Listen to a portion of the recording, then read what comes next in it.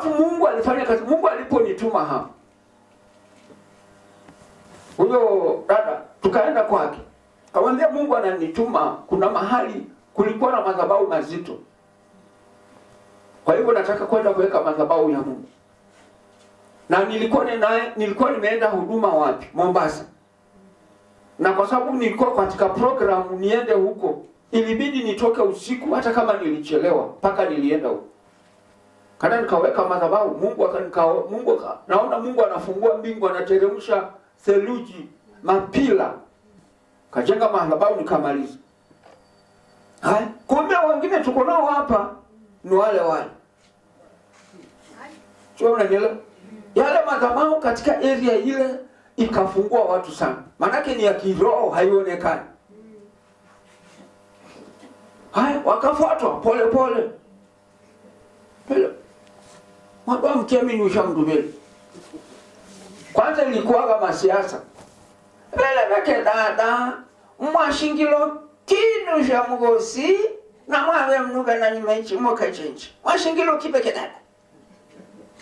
Tukona nile. Wale mizimu walichua. Kama walikunyang'anya ng'ombe zimeru. Kama watoto walinyang'anywa kazi zimeru. Kama watoto walinyang'anywa mabibi na mizimu, watoto nini wameru. Sasa ile kitu utafanywa ni uje upigo story mpaka ijaye hapa ndani. Hai, taluli. Kwanza walikuwa wanauliza, "Pero ushamgosa betu kwenye chali. Kwani nicho ushamgosi Mansol?" Walikuwa wanaambia, "Ushamgosi Mansol dada." Kajaza kumba vifuna mchamu. Bankiri. Nafikiri mimi ni kazi. Mimi nimefanya kazi. Hii huduma nimefanya zaidi ya miaka 40. Na tena sijafanya kwa kabila moja. Nilikuwa Narok. Sasa nimekuwa Malaba, Busia, nimekuwa Mount Elgon, Bungoma. Hiyo area zote. Nimekuwa Thika, Ukambani yote, nimekuwa Kiambu. Wanasikia sana. Nimekuwa Rift Valley, Narok yote. Hakuna mahali sijui. Na Mungu akafanya kazi kubwa. Wale waliamini mpaka sasa wananitafuta. Lakini wale watu walitolewa na mizimu za kwao. Kile kitu kiko rahisi. Ukishasikiza shetani ni mjanja. Akishajua pale unaenda kubarikiwa, atakuondoa. Nilikuwa nawaambia siku moja, hata hiyo story nilikuwa nawapatia ndugu zangu jana mahali tulikuwa tu. Kuna mtu nilikuwa nahubiri sehemu za Kishushi.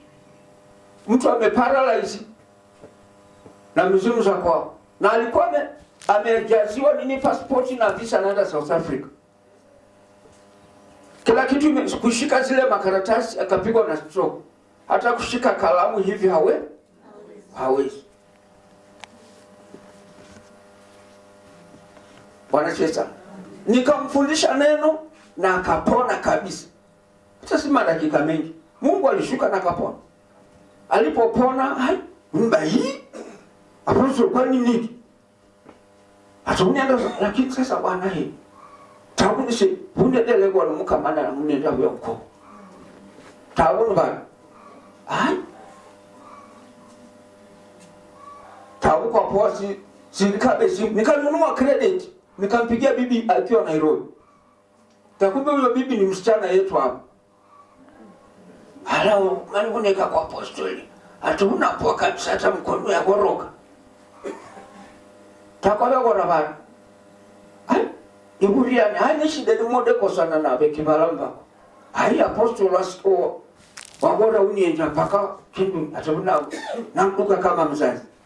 Tulikuja na miguu kutoka kwa mpaka ameoa dada ya huyu. Bwana sasa. Sindio? Decha na mama. Tukakuja mpaka. Jamaa amenona ameacha kulima, amebeba mandizi na peleka huko, na beba mahindi na beba, ndio siku moja akaketi chini. Ujue mambo ya Mungu si mchezo. Ni mwana vile mwana sarika na wachungaji. Bwana sasa. Wanasaragana wachungaji kwa manya